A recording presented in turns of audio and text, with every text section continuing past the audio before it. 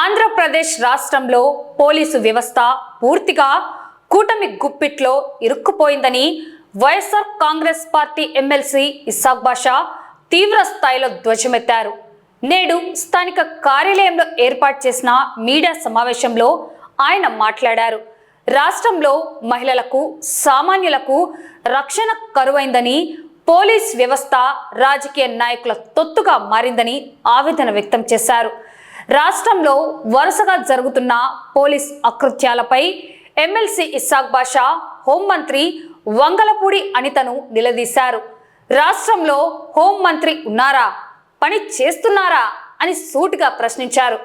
Chandrababu Naidu 2047 vision అంటే ఇదేనా అని పవన్ కళ్యాణ్ గారు ప్రశ్నిస్తా అన్నారు.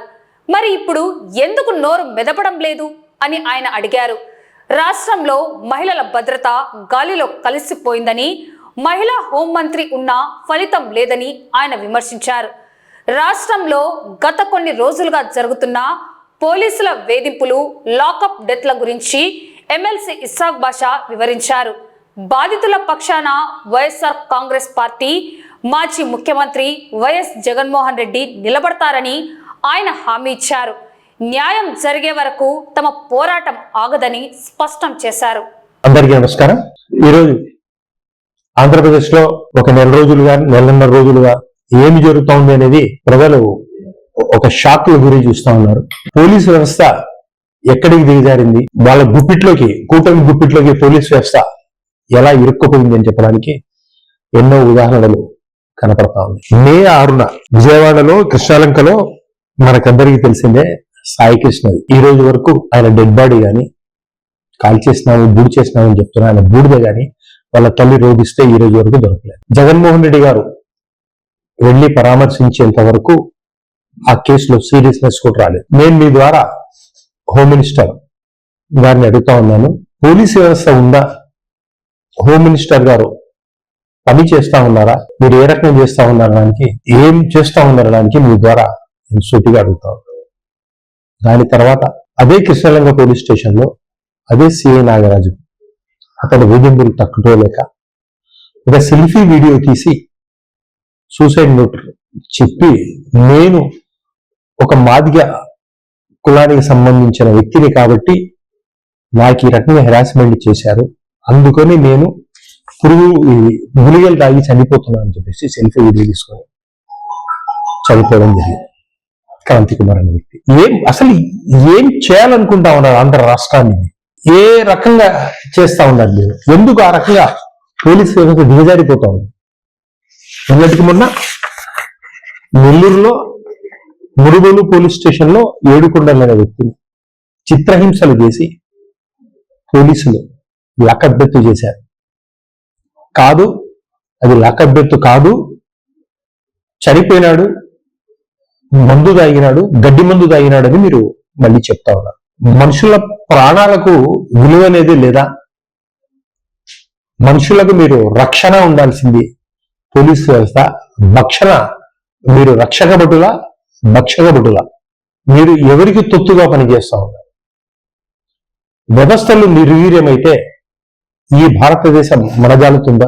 వ్యవస్థలు ఏ రకంగా ఉండాలి? రాజకీయ పార్టీలు ఈరోజు వస్తాయి, రేపు పోతాయి. వ్యవస్థలు అయితే ఖచ్చితంగా పనిచేయాలి. రెవెన్యూ వ్యవస్థ కానీ, పోలీస్ యంత్రం కానీ, అంటే కలెక్టర్ కానీ, ఐఏఎస్ ఆఫీసర్లు, ఐపీఎస్ ఆఫీసర్లు ఖచ్చితంగా పని చేయాల్సిన అవసరం ఉంది.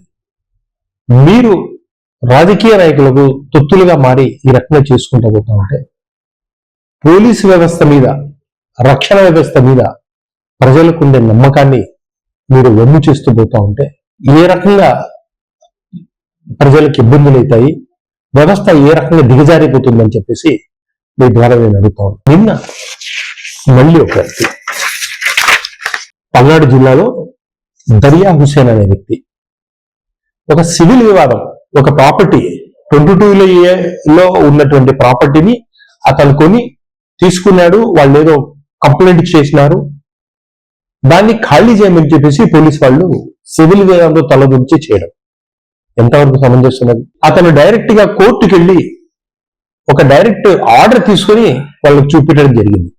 పోలీసులు కోర్టులో ఉంది కాబట్టి సివిల్ వివాదంలో ఎంటర్ కావద్దు అని చెప్పేసి తీసుకొని పోయినా కూడా అక్కడ ఉండే సిఐ అతన్ని వేధింపులకు గురి చేయడము ఎంతవరకు సమంజసము? మీకు పొంగల్పూడి అనిత హోమ్ మినిస్టర్ గారు మీ పోలీస్ వ్యవస్థకు భయము, కోర్టు అంటే కూడా భయం లేదా? మీ కడుపులు నింపుకోవడం కోసము, మీ అనుయాయులకు తొత్తులుగా మారడం కోసము ఇటువంటి పనులు చేయడం, ఈ రకంగా హెరాస్మెంట్ చేయడం ఎంతవరకు సమంజసం? క్లియర్ గా వాళ్ళ ఇంటికి వచ్చి కానిస్టేబుల్ భయపడిచ్చి ఒకరోజు రాత్రి 11:30 వరకు పోలీస్ స్టేషన్ లో పెట్టి ఫ్యామిలీని అందరినీ హెరాస్ చేయడం. మీరు ఒప్పుకోండి, ఇమ్మీడియట్ గా ఇల్లు ఖాళీ చేయండి, లేదంటే డైరెక్ట్ గా మీకు గంజాయి కేసు పెడతానని చెప్పడం. ఏ రకంగా ఆ వ్యక్తి సూసైడ్ చేసుకునే ఒక రోజు ముందు రాత్రి కానిస్టేబుల్ వచ్చి వాళ్ళ ఇంట్లో క్లియర్ గా చెప్తాను, అతను క్లియర్ గా సూసైడ్ నోట్ లో కూడా చెప్తా ఉన్నాడు, నాకు ఈ రోజు పొద్దున 10 గంటల లోపలగిన నువ్వు ఖాళీ చేయకుంటే ఖచ్చితంగా నీ మీద గంజాయి కేసు పెట్టి నిన్ను లోపలేస్తాము, కోర్టు కాదు కదా ఎవరు నిన్ను కాపాడలేరు అని బెదిరించడము. పోలీస్ వ్యవస్థ ఏ రకంగా దిగజారిపోతా ఉందని చెప్పేసి నేను అడుగుతా ఉన్నాను. అతను క్లియర్ గా సూసైడ్ నోట్ లో చెప్పడం జరిగింది, నేను ఇన్ని రకాలుగా ఇబ్బంది పడతా ఉన్నాను, నేను ఒక పేద ఉర్దూ అకాడమీ మెంబర్ కూడా ఆయన దర్గా బలవంతం పెడుతున్నారు, చాలా ఇబ్బంది కూడా చేస్తున్నారు. కోర్టులో కేసులు వేసుకున్నా కూడా గతంలో నేను ఒక ఇంటిని కొనుగోలు చేసుకున్నాను. పులిపేరు లక్ష్మి మరియు పులిపేరు ప్రశాంత్ పేరు నుండి మేము ఒక ఇంటిని కొనుగోలు చేసుకున్నాము. 2016లో మేము రిజిస్ట్రేషన్ అవసరం, అది చుక్కల భూమిలో ఉన్నది, చేయటం కుదరదు అంటే మొత్తం డబ్బులు తీసుకొని ఈ రకంగా సూసైడ్. వీళ్ళు పోలీస్ వ్యవస్థ ఈ రకంగా తయారయ్యి ఒక సొంతంగా వాళ్ళే జడ్జీలుగా మారి వాళ్ళ రాజ్యం చలాయిస్తూ ఉంటే, ఇక్కడ ప్రశ్నించాము అని చెప్పిన పవన్ కళ్యాణ్ గారు కానీ, ఫ్యూచర్ ఆలోచనలతో 2047 అని చెప్పే చంద్రబాబు నాయుడు గారు కానీ ఏం చేయాలనుకుంటా ఉన్నారు రాష్ట్రాలు?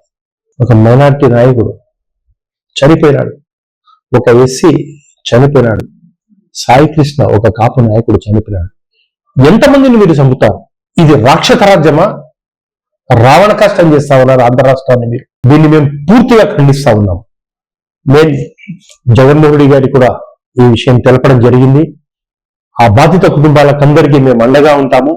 దాని మీద న్యాయ పోరాటానికి ఎంత దూరమైనా పోయి మేము పోరాడి వాళ్ళకి అండగా ఉంటామని చెప్పేసి మృతులకందరికీ ప్రగాఢ అనుభూతి తెలుపుతా ఉన్నామని చెప్పేసి తెలుపుకుంటూ సెలవు తీసుకుంటాం.